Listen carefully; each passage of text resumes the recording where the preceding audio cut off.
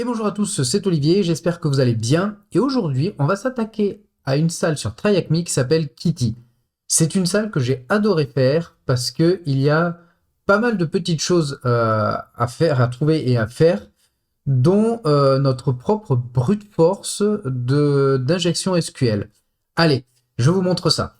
Donc, on a la salle qui est lancée, on a son adresse IP. Donc, première chose que l'on fait, on ouvre un terminal et Nmapper, on va mettre son adresse IP, c'est parti.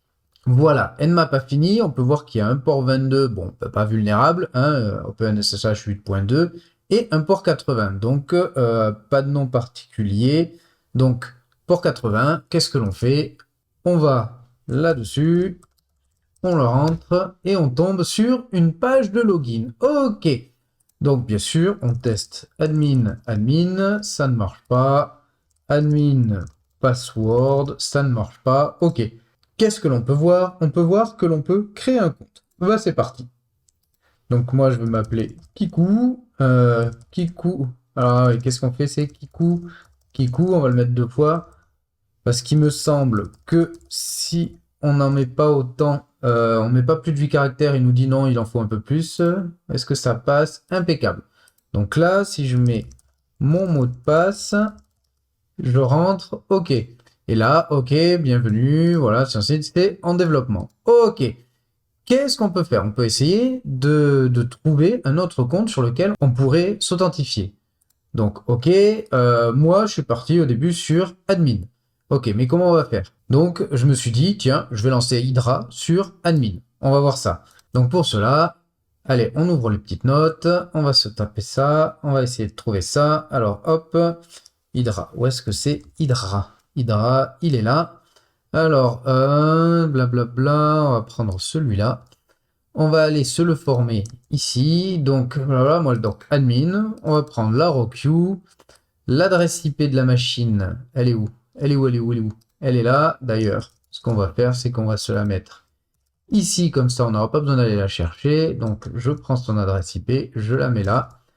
Le form, donc le formulaire, c'est ça et index.php. Ok, donc on va mettre ça ici, index.php. Mot de passe, tout ça. Alors ça, pour le savoir, il suffit d'ouvrir la console développeur, d'aller dans le network, on refait un petit admin, voilà, et on a une requête post qui a été envoyée, et il n'y a plus qu'à regarder la requête, ok, le header, les cookies. Tiens, il y a des cookies d'ailleurs. Hop, form data, on va mettre en raw. Voilà. On a ce qu'il faut envoyer. Donc ici, on a user égale machin. Donc nous, c'est plutôt username. Voilà, on va prendre username. Là. Et pass, on a bien sûr password. Donc allez, hop, on met password ici. Voilà. Et le message d'erreur, invalide username or password. On met ça ici. Et voilà, on va tenter, voir peut-être que ça va nous donner quelque chose. Allez, je remonte, je le mets, c'est parti. Tiens, Hydra a fini, et qu'est-ce qu'on voit? Admin Sleepy. Alors là, je me suis dit, chouette, c'est parti. Admin Sleepy. Et là, je tombe sur un message d'erreur, SQL injection détectée, the incident will be logged. D'accord, donc il détecte les injections SQL, mais c'est bizarre, pourquoi je tombe là-dessus? J'ai pas fait d'injection SQL. Et en fait, alors on va se recharger ça. En fait, c'était le mot sleep qu'il a considéré comme une injection SQL. C'est-à-dire que moi, si je rentre mon identifiant mais que je mets sleep, pareil, je me retrouve bloqué par une injection SQL. Donc c'est pas ça. Par contre, comme il dit qu'il y a de l'injection SQL, on peut peut-être essayer d'autres choses, essayer de bypass ce filtre. Ok, donc pour cela, alors bien sûr, juste en aparté, GoBuster ne donne rien, donc c'est pas la peine d'insister. Donc on va essayer de se loguer, on a notre propre compte, sans utiliser notre mot de passe. En fait, je suis parti du postulat, tout simple, que derrière, peut-être qu'on avait un select étoile, from bah, la table users, je sais pas si c'est celle-là, mais hop, on va partir du principe, where username égale là et ici la variable. On voit comment on va l'appeler. On va l'appeler var1. And password égale var2. Voilà. Et je me suis dit, si j'arrive à me caler là, à mettre de l'injection ici, par exemple, si pour var1, si je mets var1 et que je le remplis en disant que bah, tu fermes la cote et tu mets des commentaires, voilà, on se retrouverait en fait avec un truc comme ça. Ici, on ferme la cote, hop, commentaire. C'est-à-dire qu'en fait, notre requête, ce serait juste ça. Donc bien sûr, plutôt que de faire ça, je mettrais Kiku. Donc en fait, ça ferait, voilà, si le username égale Kiku et le reste c'est du commentaire, ça passe. On peut aller l'essayer. Donc je mets mon Kiku, je ferme, commentaire, et ici je mets, voilà, n'importe quoi, et ça passe. Voilà. Donc en fait, on a bien ce genre de commande toute simple. Et bizarrement, il n'a pas détecté cette injection-là. Il détecte d'autres injections, mais pas celle-là. Très bien. Donc, ben, en fait, si on peut faire ça, si je fais sans mettre d'utilisateur, bon, bien sûr, ça ne va pas marcher, hein, vu qu'il va trouver personne. Mais je me suis dit, bah tiens, en fait, il faudrait trouver un utilisateur valide. Par exemple, admin. Si je mets admin, je ferme et je commente. Et non, en fait, admin n'est pas un utilisateur valide. Et en fait, on va faire du fuzzing pour trouver un nom d'utilisateur valide. Alors, pour ça, c'est rien de plus simple. Alors, on va reprendre les petites notes. On va chercher wfuzz. Voilà. Non, pas celui-là. Voilà, on va chercher là-dedans. On va prendre cette base-là. Alors, la base, c'est ça. Donc, pour l'instant, ça, on n'en a pas besoin. -c, c'est pour de la coloration syntaxique. HTTP, donc, il nous faut notre adresse IP. Voilà, le host, on n'en a pas besoin. Par contre, on va mettre un -d pour envoyer des données, vu que ça va être du post. Et en post, qu'est-ce qu'on met? Ce qu'on va aller faire, on va aller voir ce que lui, il a envoyé dans la console du développeur. Alors, network, alors attendez, c'est reparti, on va mettre ça. Voilà, hop. Est-ce qu'avec la console du développeur, ça va marcher, ça? J'ai mon poste. Oui, j'ai mon poste. Alors, request, il avait fait ça. Username égale machin. Alors, on va le prendre en row. Voilà. Comme ça, on a exactement ce que l'on veut. Voilà, en poste. Alors, voilà, blablabla. Un mot de passe complètement bidon. Et, alors, la word list, on va pas utiliser celle-là. On va essayer de trouver une word list avec des noms. Alors, pour cela, je vais l'ouvrir là. cd/user share word list. On va aller regarder sur du setlist. Alors, il y a quoi? Il y a blabla. Username. C'est des usernames. C'est pas mal. Qu'est-ce qu'on a? On a names. C'est des names. Et name.text. Voilà. Donc, on va prendre ça. Voilà. On va mettre ça ici. Hop. Et on va prendre le name.text. Voilà. Et donc, ici, en fait, je rappelle, on veut faire du fuzzing. Et donc, en fait, plutôt que de Kiku, le nom d'utilisateur, je vais mettre fuzz. Voilà, donc il va en essayer plusieurs et me retourner les résultats que cela donne. Donc on va lancer ça. Alors bien sûr, il va y avoir une autre étape à faire. Donc je le tape. Si je le lance, ça va défiler beaucoup trop. En fait, voilà, il me retourne toutes les fois, même quand c'est faux. Parce que quand c'est faux, on obtient quand même un 200. Donc nous, ce qu'on veut, c'est éliminer, par exemple, toutes les réponses. On n'a pas besoin de voir toutes les réponses où c'est faux, c'est-à-dire c'est 1147 caractères.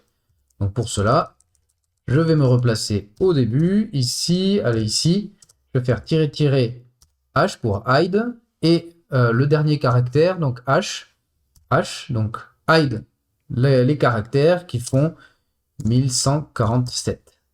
Allez, c'est parti. Et là, qu'est-ce qu'on voit? Bingo, on a un utilisateur qui s'appelle Kitty. Alors je vais l'arrêter. Voilà, on a un utilisateur Kitty, c'est-à-dire que sans connaître son mot de passe, donc je vais revenir là, si je tape Kitty, fermer, commentaire, et n'importe quel mot de passe, on rentre. Cool, on a trouvé un nom d'utilisateur. Malheureusement, on n'a pas plus d'infos que ça. On nous dit tout, on tombe exactement sur la même page. Hello there, welcome to our site. Our site is still in development, but our development is out to work, blablabla, blabla. Ok. Et donc, en fait, il faut qu'on pousse un peu plus notre injection SQL. Le problème, c'est que ça a été fait de telle façon que SQL Map, ça va être une perte de temps. Ça ne va pas marcher. On peut l'essayer juste pour vous montrer ce que ça donne. Alors pour cela, ce qu'on va faire, on va ouvrir Burp Suite. Voilà, on va aussi se mettre le proxy Burp. Alors il est où Burp Suite? Il est là.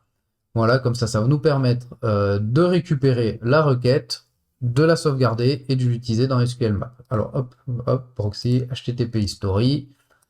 Je le lance une fois. Je vais faire admin. Voilà, comme ça on a notre poste. Cette requête, je fais un clic save item et je vais la mettre, alors pas dans celle-là, hein, dans celle de travail que l'on utilise, Kitty, pardon, rec.text, voilà. Et ensuite, qu'est-ce que l'on fait? On va là-dessus, ok, c'est parfait, on va faire un SQL map-r rec.text. On va pas faire les risques, tout ça, ici dans notre cas en fait ça ne donnera rien.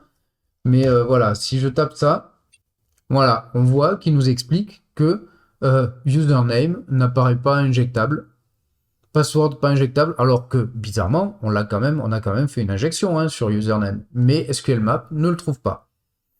Donc en fait, il faut qu'on trouve notre autre point d'entrée.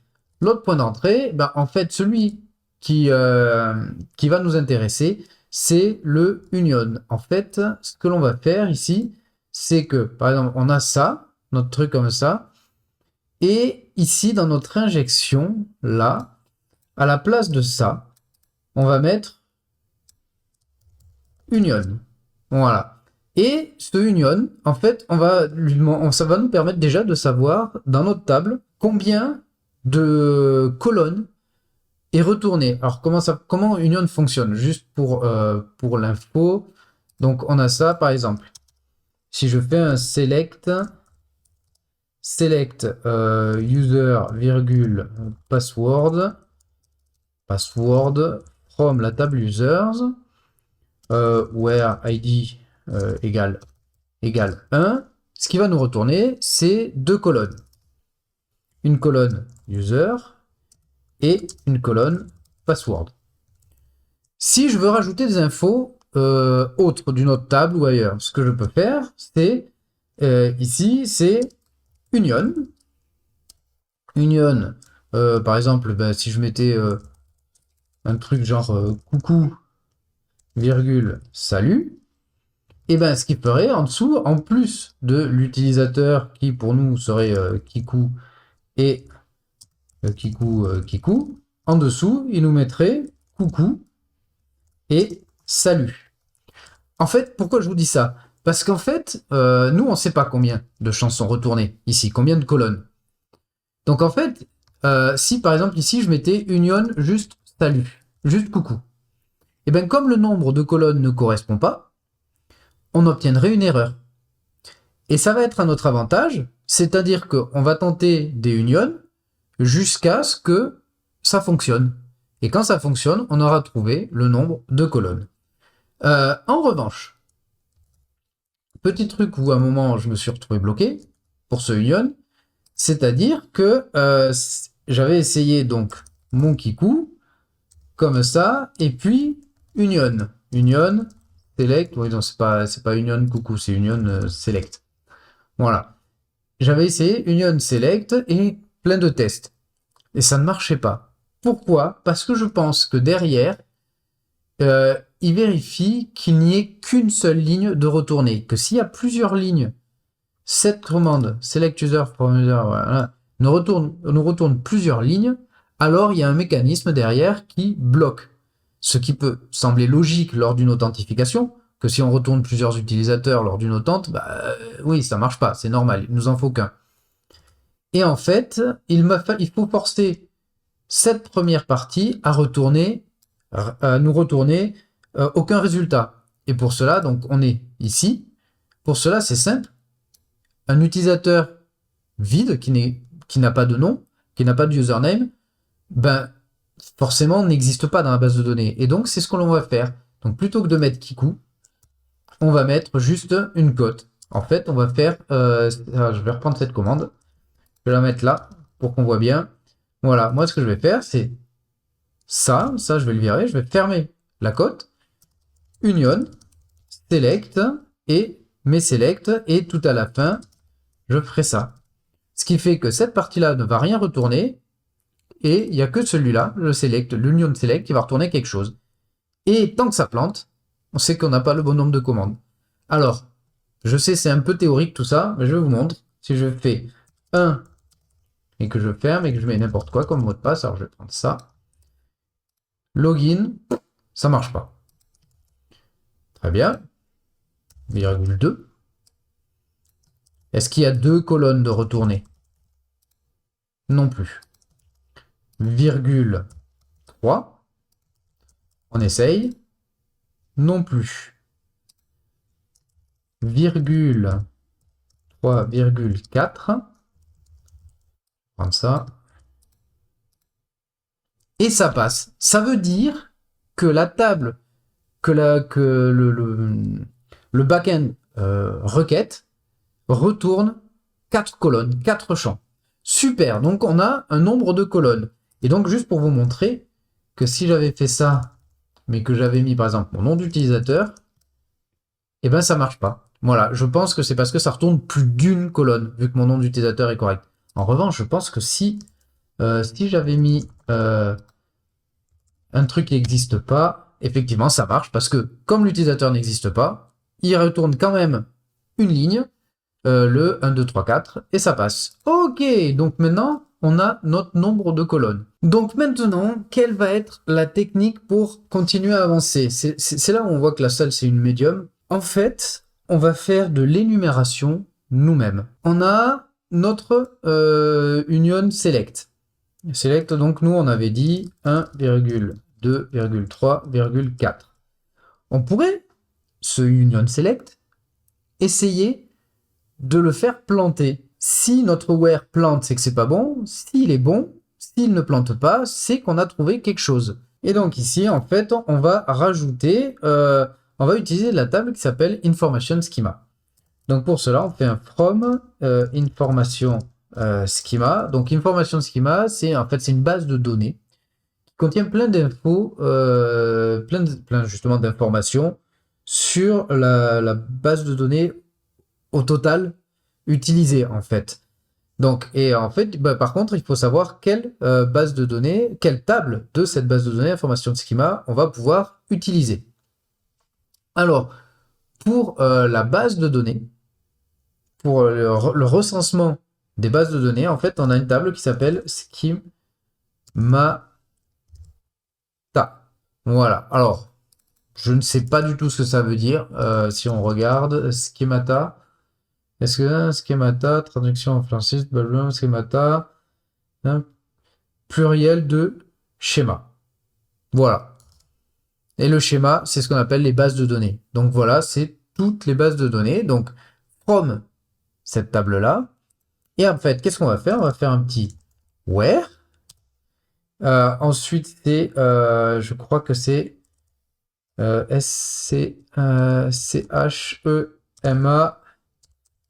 Non, je crois que c'est ça. Fais voir. Si on regarde, MySQL, schema name, blabla, default, voilà, schemata.schema name. Ouais, c'est ça. Donc en fait, c'est dans cette base dans cette table, schemata, il y a un champ qui s'appelle schema name qui contient le nom, en fait, de toutes les bases de données, de la base de données qu'on est en train d'utiliser. Et donc, nous, on va faire ça, where, base de données, on va faire un petit like qui veut dire contient, voilà, et on va, hop, prendre cette, on va dire, voilà, qui contient A%. Voilà, c'est-à-dire qui, en fait, commence par un A et peu importe le reste. Si ça passe pas, c'est qu'on n'a aucune base de données qui commence par un A. Donc, on va prendre notre injection, là. Voilà, juste ça. Alors, on va revenir là. Ici, je vais le mettre. Je mets mon mot de passe, blablabla. Login, ça marche pas. Pour vous donner un exemple, pour vous montrer que ça marche, en fait, une des bases de données qui va nous intéresser commence par un M. Et donc là, si je mets n'importe quoi, on rentre. En fait, ce qu'il va falloir faire, c'est qu'on va se créer un petit programme, on va le faire en Python, qui va nous énumérer, en fait, nous brute forcer le nom des tables. Alors, je n'ai pas réécrit, je vais pas vous faire la réécriture de mes programmes Python en direct. Donc, je vais par contre vous expliquer ce que j'ai fait. Donc, nous avons notre programme ici. On utilise string et request. Voilà. Si c'est time, c'était pour mes tests. Donc, en URL, il nous faut notre adresse IP. Ici. Voilà. L'alphabet, en fait, c'est l'alphabet qu'on va utiliser pour faire notre énumération. C'est un peu comme notre word list. Donc moi, j'ai pris toutes les lettres en minuscules, enfin les ASCII lowercase, c'est-à-dire de A à Z en minuscules. Je partis du postulat que des noms de bases de données ne contiennent jamais, rarement, je ne sais même pas si c'est autorisé, d'utiliser des nombres. Voilà, donc je ne les ai pas pris, et j'ai quand même rajouté tiret et underscore. On sait jamais, peut-être que parce que justement, par exemple, si on prend information schema, il y a un underscore en plein milieu. Ensuite, donc voilà, donc que je vais faire, et il y a le système de rotation. Alors voilà, ça, c'est parce que je veux quelque chose justement d'exhaustif. Je veux toutes les bases de données que le serveur possède. Je voulais pas juste celles qui nous intéressent. C'est voilà un parti pris. Je voulais vraiment tout sélectionner, même si ça va nous servir à rien. Donc, et en fait, ce que j'ai fait, pourquoi? Parce que en fait, nous on va énumérer, on va se dire, ben, est-ce que ça commence par un A, par un B, par un C, par un D? Et en fait, en faisant ça, on a par exemple, ça va arriver à I, on va avoir, oui, ça commence par un I, ok, et ça va continuer. Le problème, c'est que ça va s'arrêter à une formation de schema. Et nous, c'est pas celle qui nous intéresse. Donc je me suis dit, une fois qu'on en a trouvé une, on va se dire, bon, il n'y a pas deux bases de données qui commencent pareil. Donc ce que j'ai fait, c'est que je vais décaler l'alphabet, le A, je vais le mettre à la fin, et mon prochaine énumération va commencer par un B, et ainsi de suite. Comme ça me permettra d'avoir plusieurs bases de données, s'il y en a plusieurs. Donc, j'ai quand même fait un petit remplacement ici. Voilà, une petite boucle if dans mon alphabet, que si c'est underscore, parce que underscore c'est un mot, c'est un caractère réservé de la commande like. Attendez, je vais faire hop, comme ça, de la commande like. Si on met underscore, le pourcentage, ça veut dire tous les caractères. Le underscore, ça veut dire n'importe quel caractère, juste un caractère. Donc voilà, donc je le remplace, je le backslash. Et en fait, voilà mon truc. Vous remarquerez donc que j'utilise un like binary. Ce sera utile qu'au niveau du mot de passe. Pour l'instant, je le mets, mais ça ne sert pas à grand chose. En fait, le like binary permet en fait de gérer la casse. Si on met pas le binary, par exemple, si je mets pas le binary, par exemple, si j'écris Kikou et Kikou, le like pour lui c'est la même chose. Alors que autant pour les bases de données, la table et les colonnes, ça va pas nous servir, autant pour le mot de passe, ça nous servira plus tard. Donc je l'ai mis de base, voilà, donc je lui ai dit, voilà, mes données, c'est en username, t'as mon injection, le mot de passe, on s'en fiche, et je l'envoie.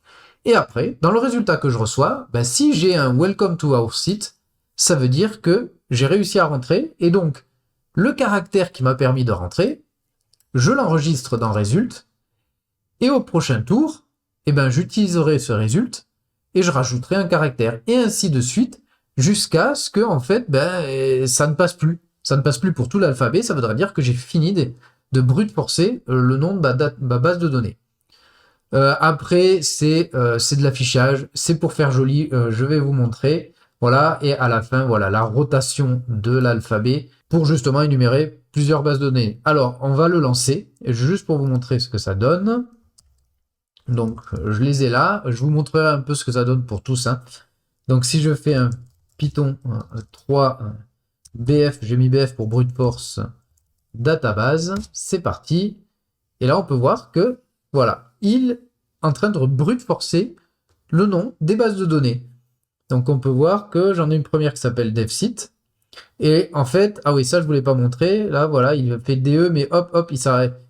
Il continue, on va le laisser un peu tourner. J'ai mis que, voilà, si en fait j'enregistre chaque base de données que j'ai trouvée, je l'enregistre dans un all results.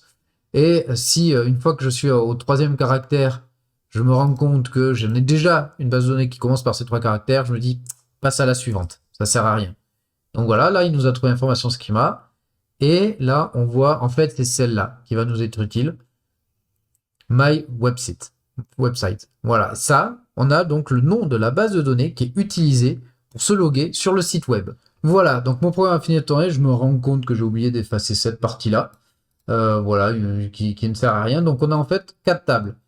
Dans la suite, je m'étais amusé à énumérer DevSite et MyWebsite, et en fait c'est exactement la même table. Donc on va se concentrer juste sur MyWebsite, information schema et performance schema. On n'en a pas besoin.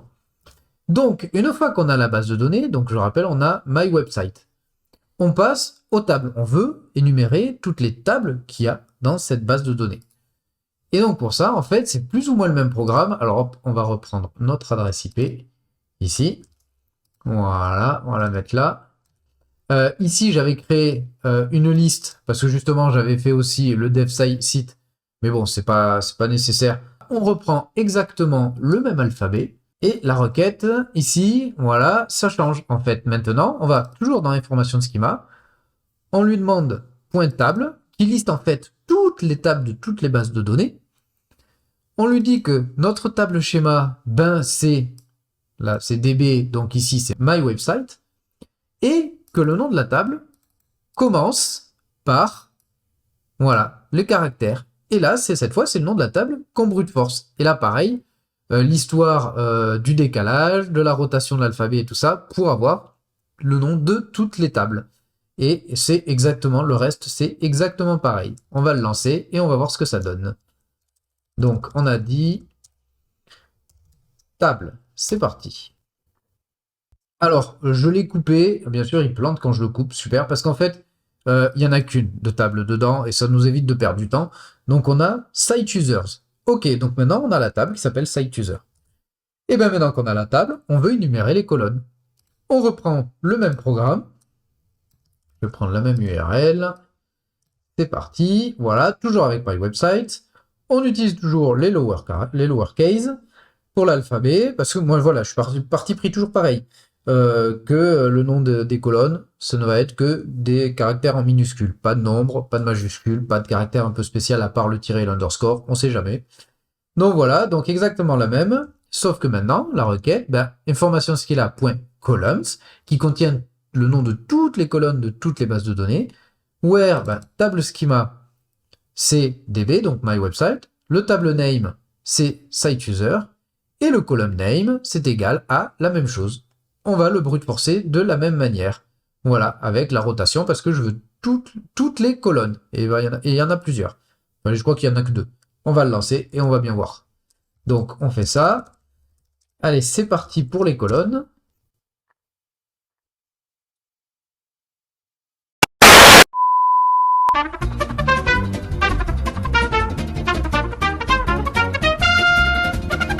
Bon, j'ai dû relancer la stalle parce que elle est morte. Donc on va réutiliser la bonne IP. Déjà, je vais enregistrer la nouvelle IP ici. Pour les colonnes, alors pour les colonnes, on l'avait, ils nous les avaient trouvées avant de se mettre à mourir. Ici, voilà, où on a created at ID, password, username, voilà. Et donc, ce qui va nous intéresser ici, c'est password. Et vous vous rappelez du fuzzing qu'on a fait sur le nom de l'utilisateur? Eh bien, on a trouvé un utilisateur, Kitty. Donc, on va pouvoir requêter le mot de passe, enfin, brute forcer le mot de passe de l'utilisateur Kitty. Et pour cela, donc, on va prendre notre petit password, brute force password. Donc, déjà, je vais remplacer ça. Et lui, non, pas username, en fait. Il me faut son adresse IP, voilà, qui est là. Voilà, hop, on va revenir là, voilà. Et là, donc là, c'est différent par contre. Un mot de passe, ça peut être des majuscules, des minuscules. J'ai pris le parti qu'il n'y ait pas de caractères spéciaux. Je me suis dit, on ne sait jamais, sinon ça risquerait d'être beaucoup trop long. Mais j'ai quand même rajouté trait d'union et underscore. Voilà. Et c'est là où ça devient intéressant, le binary. Parce que si on mettait pas le like binary, notre brute force, il nous trouverait que des minuscules, alors que le mot de passe peut contenir des majuscules. Et donc, Notre injection, c'est toujours le même truc.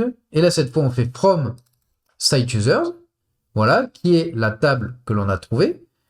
Où l'username, ben, c'est Kitty, qu'on a trouvé lors de notre fuzzing. Et le mot de passe, like binary, et on le brute force, comme les autres fois.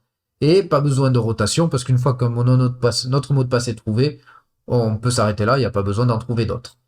Donc le programme est un poil plus petit, voilà, et donc on va le lancer pour voir si il nous trouve quelque chose. Alors on va remonter, notre Python, password, c'est parti. Et là, on va se rendre compte que il arrive à nous trouver un mot de passe. Voilà, il nous a trouvé le mot de passe. Alors, juste pour la démo et le fun, on va dégager binary et on va juste voir ce que cela nous donne. Et là, comme on peut voir, sans ce binary, on voit que tout est en minuscule et forcément, ce mot de passe ne fonctionnerait pas. Alors, où est-ce qu'on va pouvoir tester ce mot de passe? Déjà, on peut le prendre et le tester sur notre fameux site web. Alors, attendez, s'il me faut cette nouvelle adresse IP. Voilà, ici. Voilà, c'est bon. Et on va prendre donc ce mot de passe là. On va déjà le tester ici. Hop. Et c'est bon. Donc le mot de passe est bon. Ouais, mais on n'est pas plus avancé. Mais où est-ce qu'on pourrait le tester, ce mot de passe? On pourrait le tester. On a vu qu'il y avait le port 22 qui était ouvert. Et donc, si je fais un SSH, on va faire kitty at, non, c'est pas cette adresse IP. Donc l'adresse IP, elle est là. On va se revenir là. Hop, l'adresse IP. Et là, juste pour vous montrer, si j'avais pris ce mot de passe en minuscule, ça ne marche pas. Alors qu'en prenant le mot de passe en majuscule, on est rentré. Ça y est, on a réussi à rentrer sur la machine en tant que Kitty et en SSH. Ouf, c'est un sacré travail, hein. Donc, maintenant qu'on est rentré et que l'on est Kitty, c'est pas plus compliqué que ça, on a accès au user.txt. On voit qu'il est détenu par root, groupe root, mais lisible par tout le monde. Donc, on peut faire un cadre du user.txt. Ok, cette partie est faite. Maintenant, il faut devenir root. Alors, pour cela, déjà, on va commencer notre énumération. Donc, déjà, on peut aller voir dans var www. Qu'est-ce qu'il y a? On a deux sites, HTML et développement. Donc, CD HTML, en fait, HTML, c'est celui que l'on connaît. Si on fait un less de index, déjà, on peut voir qu'effectivement, username, il récupère l'username et le mot de passe. On a les mots interdits, et on voit qu'il y a bien sleep. Voilà, if nul, le or i, alors je sais pas trop ce que ça signifie, mais voilà. Mais, et voilà, il nous le teste, hop, echo, SQL injection détectée, incident will be logged, ok, blabla. Si c'est dans le username ou dans le mot de passe. Et puis après, qu'est-ce qu'il fait? Ben voilà, tout simplement, select étoile from site user, where username égale username, et password égale password. C'est pour ça qu'on a réussi à faire notre injection SQL. Et après, et comme on peut le voir, voilà. Voilà pourquoi notre union ne marchait pas si on met un utilisateur valide. On met, je sais pas si vous vous souvenez, mais si on mettait, hop, ici, si on mettait un autre utilisateur, union machin. Voilà, il teste. Ben, s'il y en a qu'un, s'il y a qu'une seule ligne, alors c'est bon. Sinon, si l'username est vide, alors erreur. Sinon, eh ben, on retournait l'erreur. Donc voilà, il nous fallait obligatoirement qu'une seule ligne. Ok, et après, bon, blablabla, ça nous met tout ça. Ok, donc ça c'est notre partie. On pourrait s'amuser à regarder, à aller voir la base de données. On a un mot de passe pour Kitty pour aller dans la base de données -u Kitty. Voilà. -p. Voilà. Je vais rentrer le mot de passe. Voilà. Show data base. Voilà, donc vous voyez, on a exactement devsite, mywebsite, blabla, information schema, c'est ce qu'on a utilisé. Devsite et mywebsite, je l'ai dit, hein, mais c'est les mêmes. Donc on va faire un use my. Non, d'ailleurs, on va faire un devsite, hein, vu qu'on a énuméré mywebsite, on va juste regarder devsite. Voilà, data. Show table. Site user, exactement comme l'autre. Alors select. étoile from site user. Voilà, et on peut voir que le username c'est Kitty et le long live c'est machin. Je pense que si on avait fait use my website, access deny my website, il n'y a pas de S, my website, voilà. Et si je refais un select, ah non, il n'y a pas y a pas mon Ah ben non, je l'ai relancé la table, il n'y a pas l'utilisateur que j'ai créé. J'ai relancé la salle, il n'y a pas l'utilisateur que j'ai créé. Bon, c'est pas grave, donc rien à voir ici. Ok, on peut aller voir développement aussi. C'est des développements. Si on regarde, on voit, on a un fichier en plus qui s'appelle logged, mais qui fait 0. C'est-à-dire que si je fais 4 de logged, il n'y a rien dedans. Ok, on va aller voir le index, less index. Donc, c'est exactement le même, sauf, effectivement, on a ce petit logged.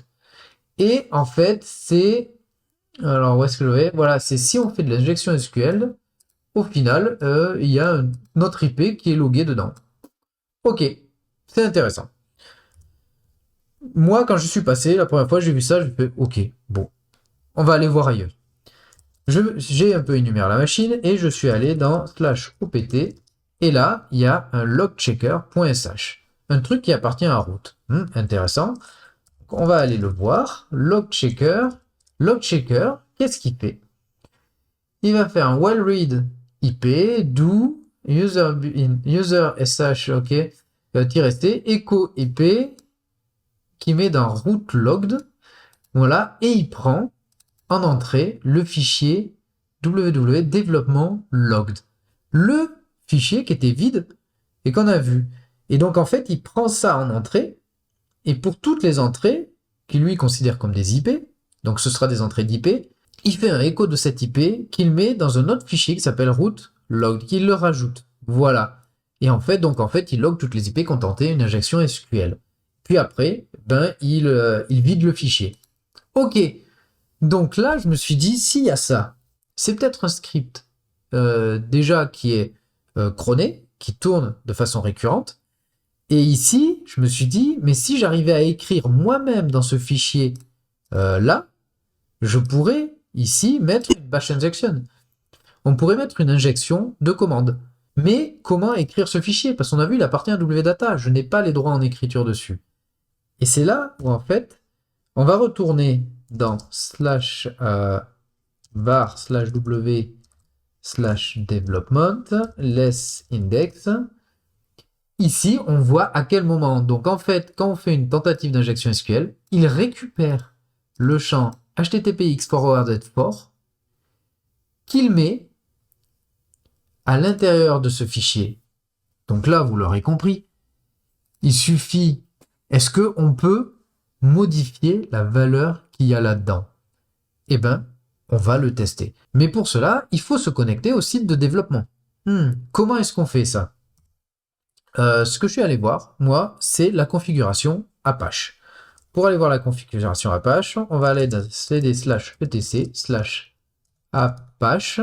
Voilà, si on regarde ce qu'il y a dedans, on a les sites enable, sites qui sont activés, cd site enable, et on a le dépôt et un dev site. Ok, et ben on va regarder le dev site pour voir ce qu'il y a dedans.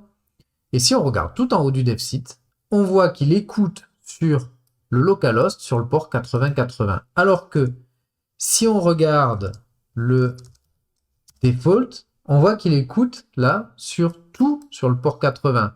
En fait, le fait qu'on ait une étoile ici, d'ailleurs on peut même le voir, je crois, en faisant ss voilà, il est où notre port 80? Ici, voilà. On le voit ici. Ça veut dire que n'importe quelle machine à l'extérieur, n'importe quel utilisateur à l'extérieur de ce serveur peut requêter le port 80, peut interroger ce port 80. Or, on avait vu le port 8080, qu'ici, en fait, il n'y a que le serveur lui-même qui peut aller sur ce site web. C'est-à-dire que si je fais un curl de ici, un curl de http // machin, voilà, là, j'ai le site web. Voilà. Qui s'affiche. Seulement ça, moi, curl 127.0.0.1 de ma machine à moi, ça ne va pas marcher. Et en fait, on va quand même le faire marcher. Pour cela, on va se créer un petit tunnel SSH. Alors, pour se créer un tunnel SSH, c'est simple. On a l'utilisateur Kitty, on a son mot de passe. Donc, on va faire un SSH. Ouais, je vous montre après. Voilà, Kitty. Hop, on va prendre l'adresse IP qui est ici. Voilà, et on va lui dire, mais en même temps, crée-moi un tunnel SSH. C'est-à-dire que pour faire ça, on dit un tiret grand L. Le port chez nous, en fait, quand moi en localhost, ce qui veut dire que moi en localhost, quand je vais taper sur un certain port, ben, ce tunnel va rediriger ma requête sur la machine distante sur un autre port. Je vais prendre le port, on va dire 9999. Vers où? Vers la machine, vers le localhost,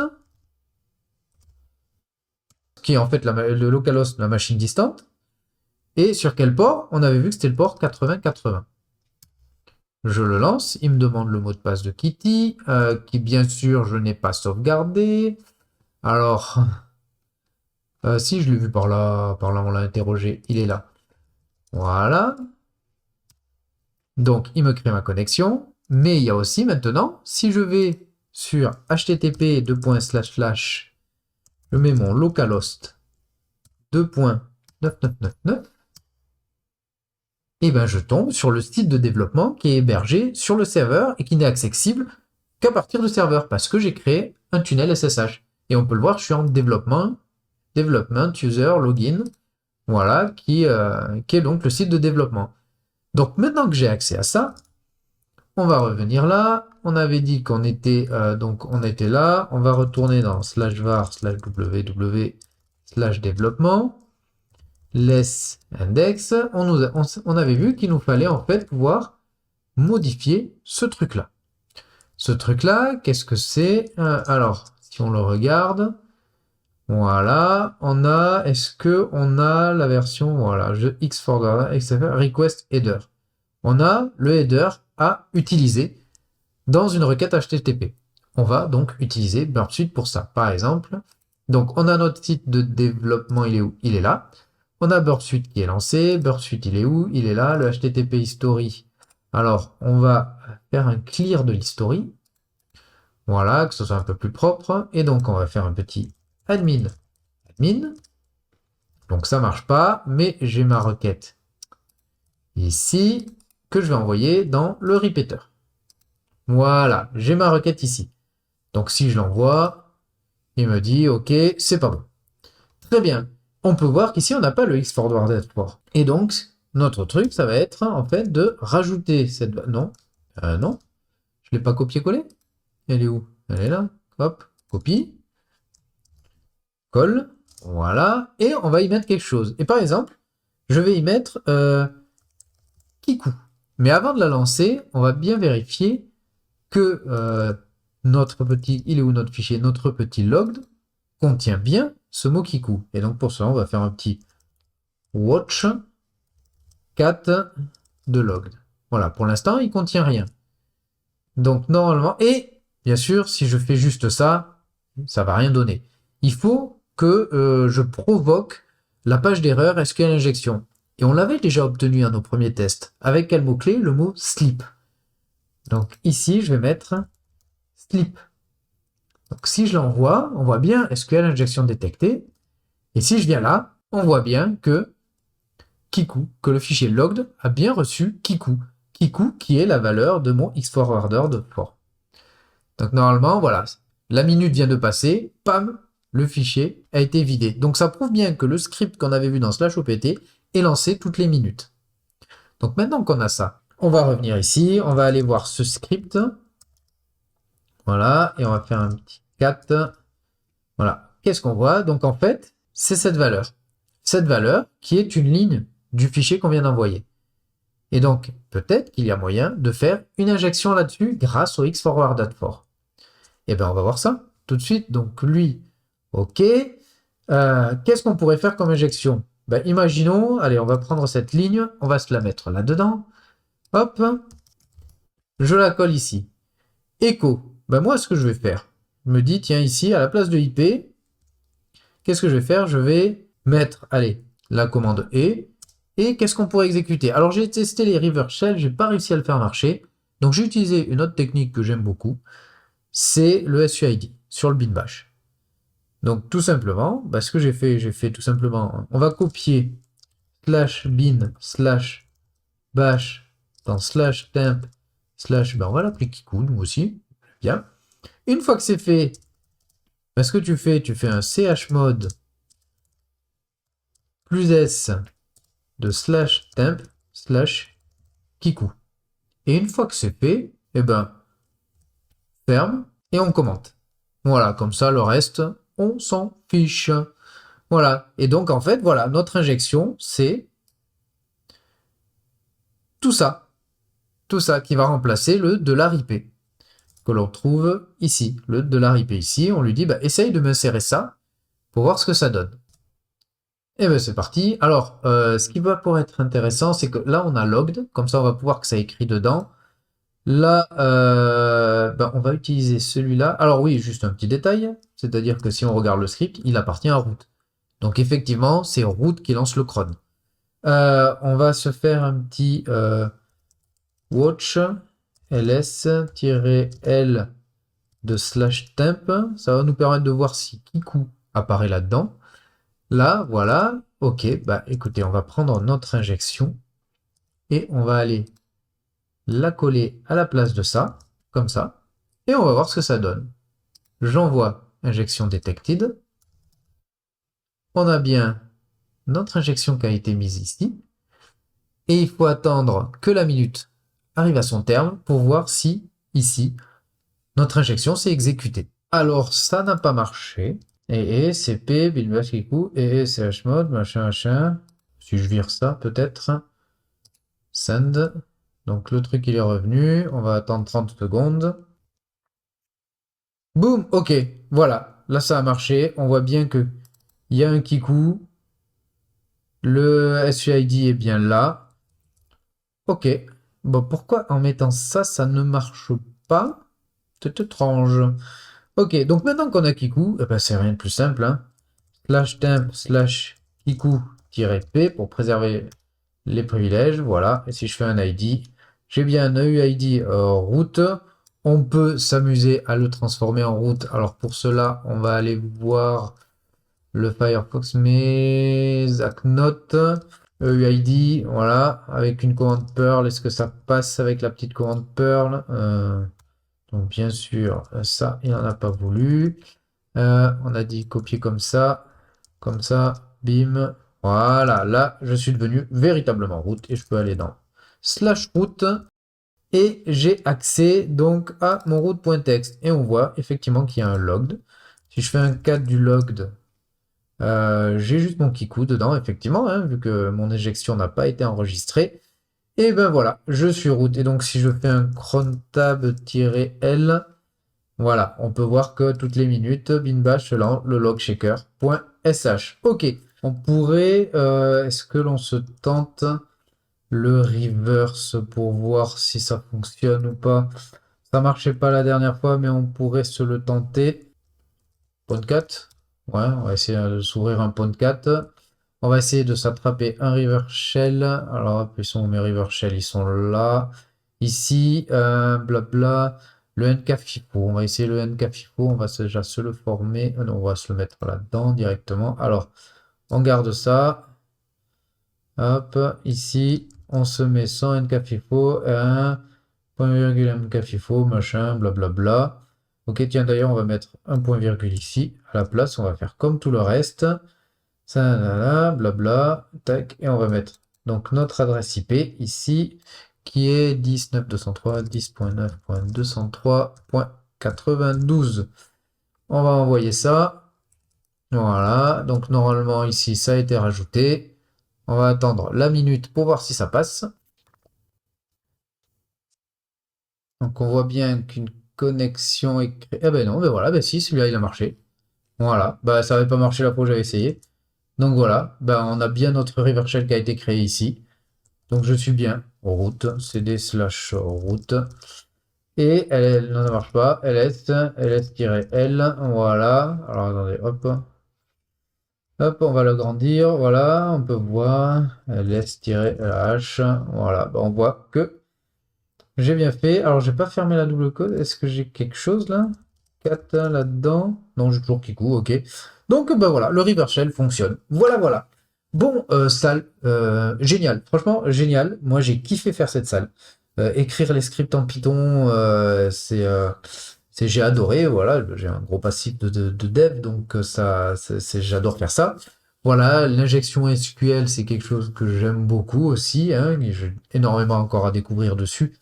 Mais c'est vrai que m'y remettre un peu, j'ai tendance à utiliser souvent SQL Map, hein, c'est la facilité, mais là, de devoir se le faire à la main, de trouver cette union et tout ça, et de le brute forcer, c'était super. Et à la fin, le xforward.for, le XFF, je crois que ça s'appelle, d'exploiter ce header, voilà, pour pouvoir faire une injection, c'est tout bonnement génial. Voilà, j'ai pris énormément de plaisir à le faire. Bon, bah, j'espère que cette vidéo n'a pas été trop longue et que vous avez resté jusqu'au bout. J'espère qu'elle vous a plu et je vous dis à très bientôt. Tchuss!